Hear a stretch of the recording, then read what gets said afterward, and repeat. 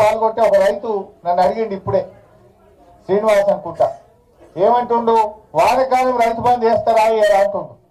నేను అడుగుతున్న శ్రీనివాస్ పక్షాన, గాడిచెర్లపల్ల రైతుల పక్షాన, తెలంగాణ రైతుల పక్షాన ఈ కాంగ్రెస్ ప్రభుత్వాన్ని అడుగుతా ఉన్నా, వానకాలం రైతు బంధు ఎప్పుడు వేస్తారు? వానకాలం యాసంగి కలిపి నువ్వు చెప్పింది ఎకరానికి 15,000 ఇస్తా అని చెప్పినావు.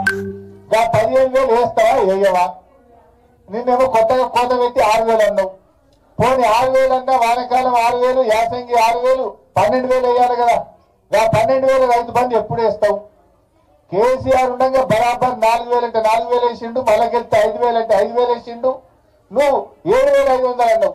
7,500 అయిపోతుంది. ఇప్పుడు మాట మార్చి 6,000 అంటివి, 6,000 వేయకపోతుంది. వానకాలం సంగతి చెప్పవైతివి, యాసంగికి కోతలు పెట్టవత్తివి. సో ఇవాళ మా గాడిచెర్లపల్లి రైతులు అడిగిన మాటనే తెలంగాణ రైతుల మాట. వానకాలం యాసంగి కలిపి ఇచ్చిన మాట ప్రకారంగా 15,000 రైతు భరోసా వేయాలని చెప్పి మేము డిమాండ్ చేస్తున్నాం. నువ్వు ఉత్త 6,000 వేసినావు అనుకో, ఇచ్చింది 6,000, కోత పెట్టింది 9,000, అంతే కదా. ఎగబెట్టింది 9,000, ఇచ్చింది 6,000 అవుతుంది. కేసీఆర్ ఇచ్చినట్టు ఇచ్చిన 10,000 అంటే నువ్వు ఆడిస్తే 4,000 కోత పెట్టినట్టేనే. పాత లెక్క చూస్తే 4,000, నువ్వు చెప్పిన ప్రకారంగా చూస్తే ఎకరానికి 6,000 కోత పెట్టి 9,000 కోత పెట్టినట్టు. పాత లెక్క చూస్తే 10 6 పడ్డాయి అంటే 4,000 కోత పెట్టినావు. నువ్వు చెప్పిన ప్రకారం 15,000 ఇవ్వాలి. 15,000కి బదులు 6 ఇచ్చినావంటే 9,000 కోత పెట్టినట్టు. అంటే నువ్వు ఎగవేతల రేవంత్ రెడ్డివి, కోతల రేవంత్ రెడ్డివి. ఎలక్షన్ల ముందు కోతలు, గవర్నమెంట్ వచ్చినాక ఎగవేతలు. అందుకే నీ పేరు యనుమల రేవంత్ రెడ్డి గారు, నువ్వు ఎగవేతల రేవంత్ రెడ్డి అని పేరు పెట్టండి. నీకు అన్ని చెడాక నిన్ను గదే పేరు పెట్టి పిలుస్తాం. ఇక ఈయన నిజాయితీ ఉంటే, చిత్తశుద్ధి ఉంటే ఈ రైతులకు కోత పెట్టాలా? కరోనా వస్తే కూడా కేసీఆర్ గారు రైతు బంధు ఆపలే. కరోనా కష్టకాలంలో కూడా వానకాలం 5,000 పడ్డాయి, యాసంగికి 5,000 పడ్డాయి. నీకేం కష్టం వచ్చింది? ఇప్పుడు 1,00,000 కోట్లతో మూసీ ప్రాజెక్టు కడతా అంటున్నావు, 15,000 కోట్లతో ఔటర్ రింగ్ రోడ్ వేస్తా అంటున్నావు. నీ ఊరికి 5,000 కోట్లు ఖర్చు పెట్టి 6 లైన్ల రోడ్ వేసుకుంటున్నావు. నీ ఊరికి వేసుకో. మరి నీ ఊరికి రోడ్ వేసేందుకు పైసలుంటాయి, మూసీ సుందరీకరణకు పైసలుంటాయి, ఔటర్ రింగ్ రోడ్కు పైసలుంటాయి. రైతులకు ఇవ్వమంటేనే ఉండయా నీకు? రైతులకు ఎందుకు ఇవ్వవు?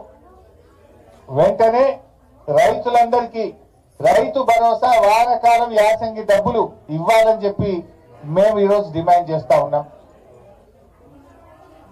ఇకపోతే రేషన్ కార్డులలో పోయినసారి ఇచ్చిన దరఖాస్తులు పాపం 2-3 నన్ను అడిగిండ్రు, అరే మేము పోయినసారి సార్ మళ్ళీ ఏడాది తర్వాత మళ్ళీ దరఖాస్తు అంటున్నారు, మా పేరు రాలేదంటున్నారు. ఎందుకు ఈ దరఖాస్తుల మీద ప్రజల్ని ఎందుకు ఉసురు పోసుకుంటున్నారు? ఎందుకు ప్రజల సమయాన్ని వృధా చేస్తున్నారు? ప్రజల డబ్బును వృధా చేస్తున్నారు? అర్హులైన వారందరికీ కూడా రేషన్ కార్డులు ఇవ్వాలని డిమాండ్ చేస్తున్నాం. 10 ఏళ్ల కింద కేసీఆర్ గారు రేషన్ కార్డులకు ఇన్కమ్ లిమిట్ పెంచారు. ఆ రోజు 60,000 ఉంటే 1,50,000 చేసిండు, 75,000 ఉంటే 2,50,000 చేసిండు టౌన్లలో. నువ్వు 10 ఏళ్ల కింద ఇన్కమ్ లిమిటే ఉంచుతావా? ఇప్పుడు 2014-15లో కేసీఆర్ గారు పెంచితే ఇవాళ 2024లో ఉన్నాం. ద్రవ్యోల్బణం పెరిగింది. ఇన్కమ్ లిమిట్ పెంచి పేదలకు, అర్హులకు అందరికీ రేషన్ కార్డులు ఇవ్వాలని బీఆర్ఎస్ పార్టీ తరఫున మేము డిమాండ్ చేస్తా ఉన్నాం. ఇండ్ల విషయంలో ఏడాదికి 5 లక్షల ఇల్లు కట్టమన్నారు. ఇప్పుడు నువ్వు ఏడాది దాటిపోయింది, 13-14 నెలలు అయింది. ఒక్క ఇల్లన్నా కట్టినావా? ఒక్క ఇల్లు కట్టినావా పేదలకు? నువ్వు కూల్చిన ఇండ్లే తప్ప కట్టిన ఇండ్లు లేవు. పేదల ఇండ్లు కూలగొట్టినావు. హైదరాబాద్ లో ఊళ్ళల్లా హైడ్రా పేరిట డ్రామా పెట్టి పేదల ఇల్లు కూల్చినవు తప్ప ఒక్క ఇల్లు కట్టలేదు. ఎస్సీ ఎస్టీలకు 6 లక్షల రూపాయలు ఇస్తామని చెప్పి ఆ రోజు మీరు మేనిఫెస్టోలో చెప్పారు.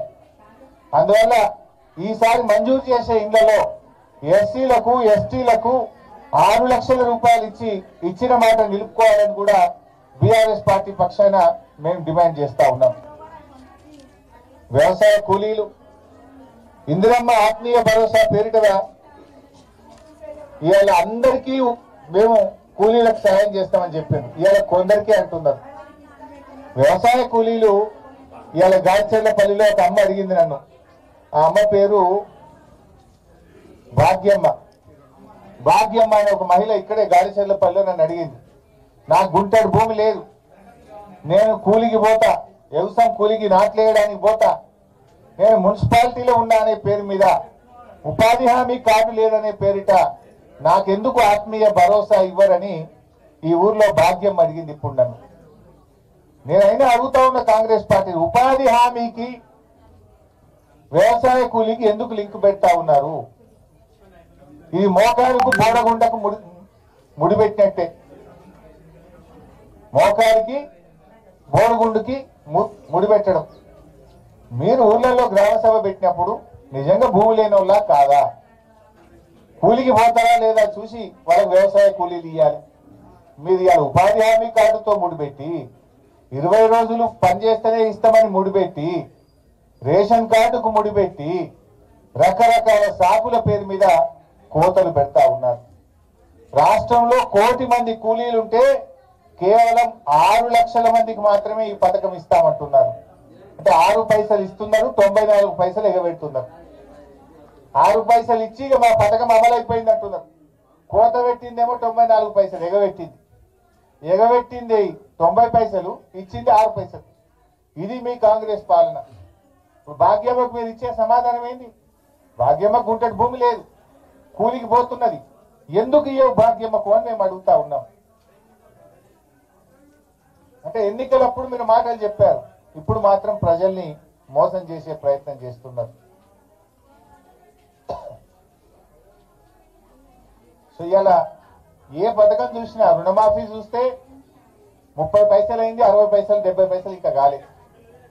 రైతు భరోసా చూస్తే 6 పైసలకి ఇచ్చిండ్రు, 94 పైసలకు ఎగబెట్టిండ్రు. సారీ, వ్యవసాయ కూలీల పథకం 6 పైసలకి ఇచ్చిండ్రు, 94 పైసలు ఎగబెట్టిండ్రు. రైతు భరోసా చూస్తే వానకాలం ఎగ్గొట్టిండ్రు,